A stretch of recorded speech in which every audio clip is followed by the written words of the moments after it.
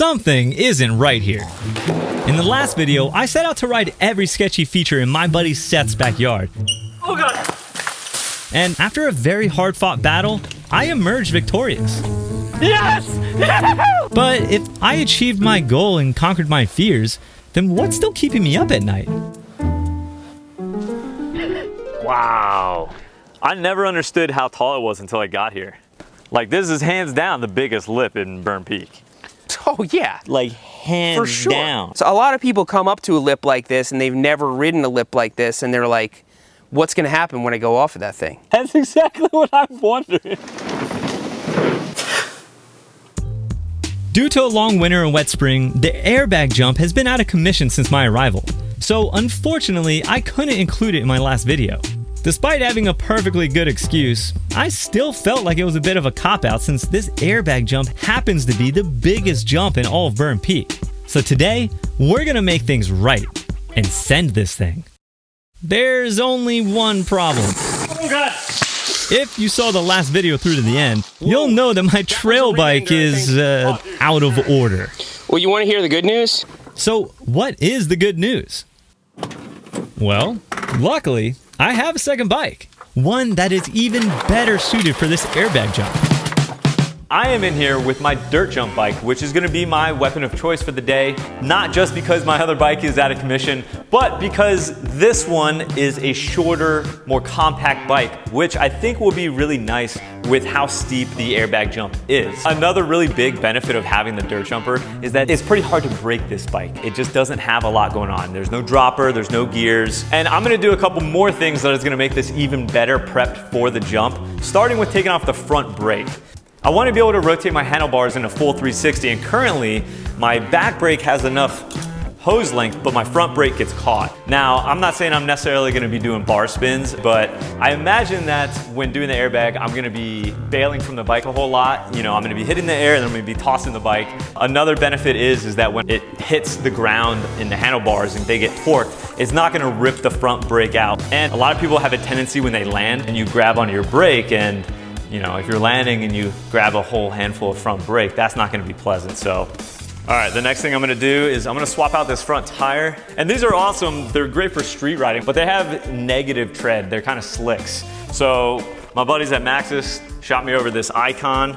It's actually like an XC tire, but it has tread on it. Little bit more traction, a little bit more comfort knowing that I'm not gonna, you know, my front end isn't just gonna slide out. I'm happy that I've got knobs there. And most importantly, check it out. Woo! I think it's good. I think it's good to go. I am still a little bit nervous about this, but at least I'm prepared. With my bike ready to rock, Seth and I turned our attention to the trail. We've got some work to do because this trail hasn't been ridden since last fall. Let's start by trimming away the encroaching plant life that has grown in over the spring. Next up, we gave it a good raking to clear off the debris, followed by resurfacing the entire trail with some fresh dirt.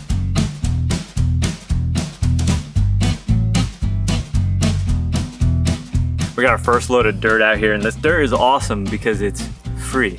But it's got some crazy stuff in it, like, you know, construction tape. I have no idea what this is, but there's a lot of this in there. And then tons of rocks. A lot of rocks. Some are pretty big too.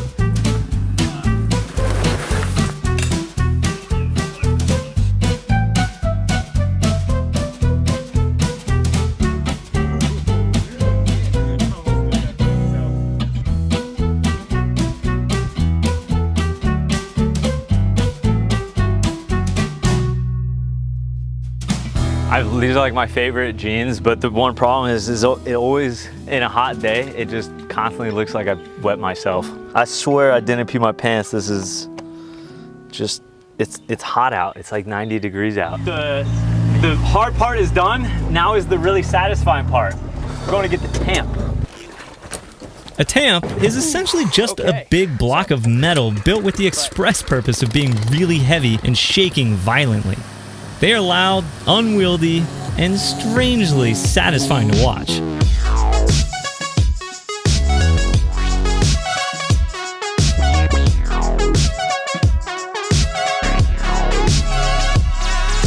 It really is incredible how effective these things are.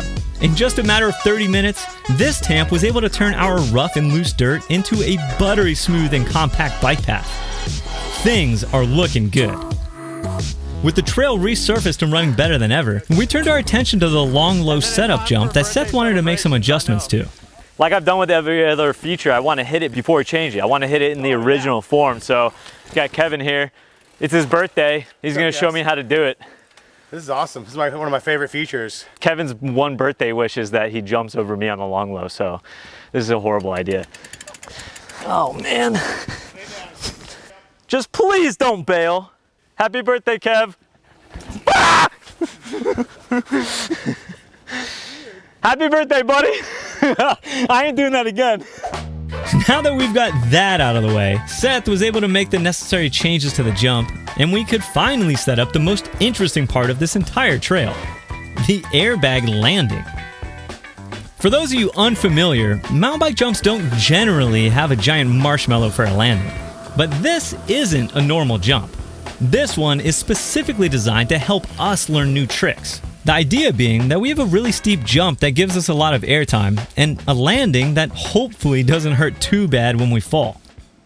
Which brings us to the burning question on everyone's mind. What exactly is it going to feel like to land on this thing? That ain't soft. No. Like a bunch of kids at a birthday party bouncy castle, we all wanted to get on the action.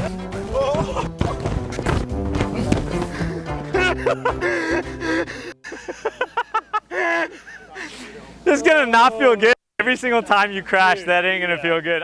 With that in mind, I decided it would be wise to first watch Seth do this in order to get a better feel of how it all works. Jesus, man. You went a lot higher than I thought. But you thought higher than you thought too, right? I mean, yeah, it's ridiculous.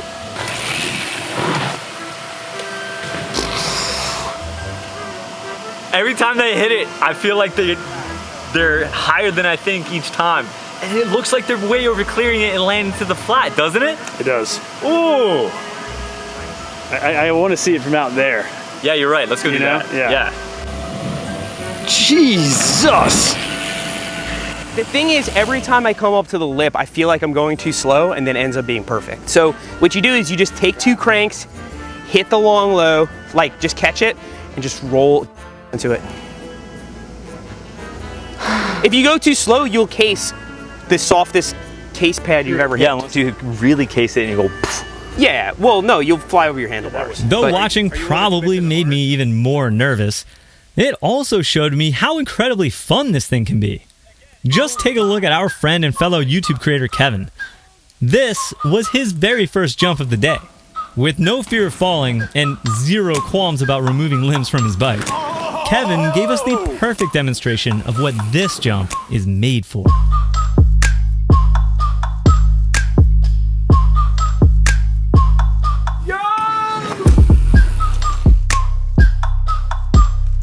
The craziest thing about it all is that it was me who took Kevin out for his first mountain bike ride a mere 2 years ago.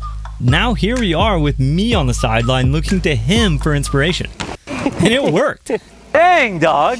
Watching Kevin have so much fun setting the airbag got me amped to finally give it a try myself.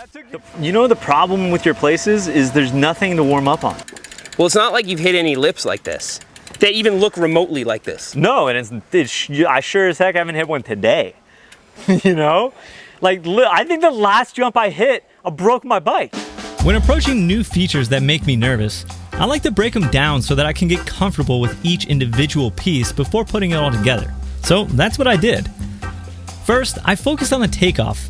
By doing some slow roll-ups to the top, I could get a feel for how steep the jump is. Actually, Get up there, it's really not that bad. It's not crazy. Can you watch me? Can you face that way and tell me if I have enough speed coming off of that? Yeah. Once I was comfortable with the jump itself, I started focusing on my approach speed, which turned out to be a little trickier than I expected. Oh, dude, you're going too fast.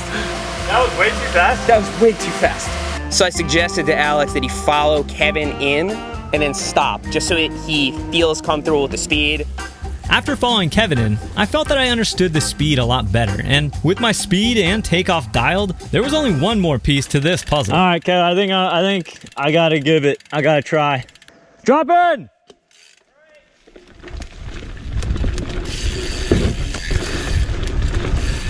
Ah!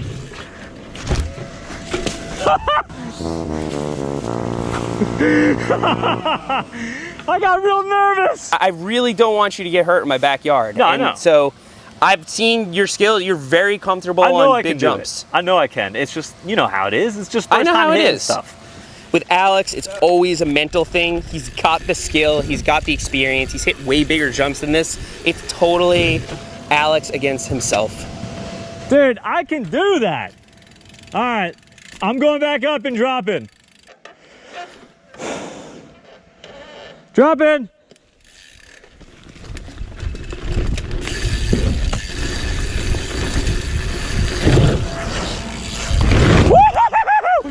Whoa!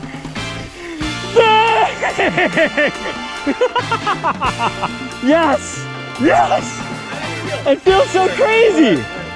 It feels so weird, dude. I have to go do it again. The rest of the day, I continued to get as comfortable and consistent as I could. I had some more good jumps. Oh, yeah! Certainly some more bad ones. Oh, God! I even had my first couple crashes. All right, now I know what it feels like. That wasn't bad. Not so good. After all that initial anxiety, I actually ended the day feeling pretty good. But I still knew that tomorrow held an entirely new challenge. I mean, this is a trick jump after all. All right, so we're here on day 2 of the airbag session. Now that I'm pretty comfortable with the jump, I want to start trying stuff, you know? It's a trick jump. I want to try some tricks. I've never done that. So we're in here at Seth's mechanic area because it's got a soft floor, and I think that that's a good place to start. Yeah, just lay down that sealant puddle. Maybe I could do no footer.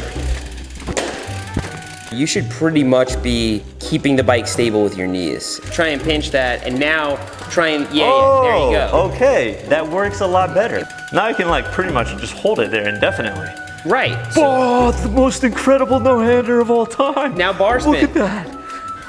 Ooh.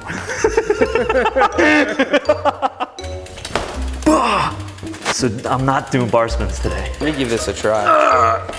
You've done this before. Yeah, I've done this before. So like, Dang. turn down, inverts, tables. You see what I'm saying?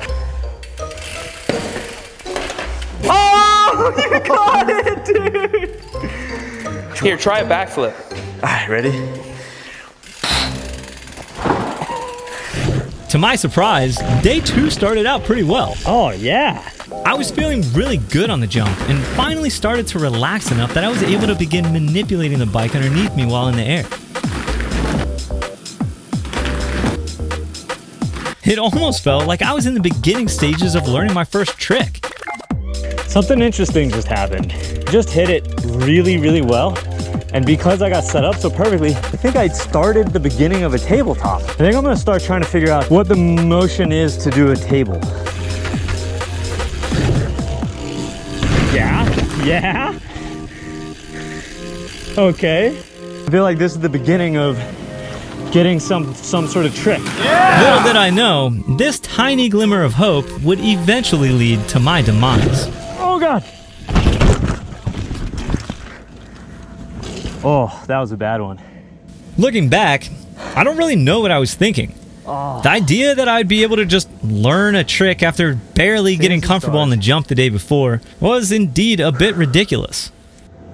Definitely seeing some stars. But I didn't stop there. And with my confidence I went too deteriorating, far. I had a few more bad slams. After these slams, I can only imagine how I'm gonna feel tomorrow morning. I don't think future Alex is gonna be stoked on it. Future Alex here, and 100% can confirm. Super bummed I didn't stop right there. Alas, I didn't. So I present to you, me, crashing in slow motion.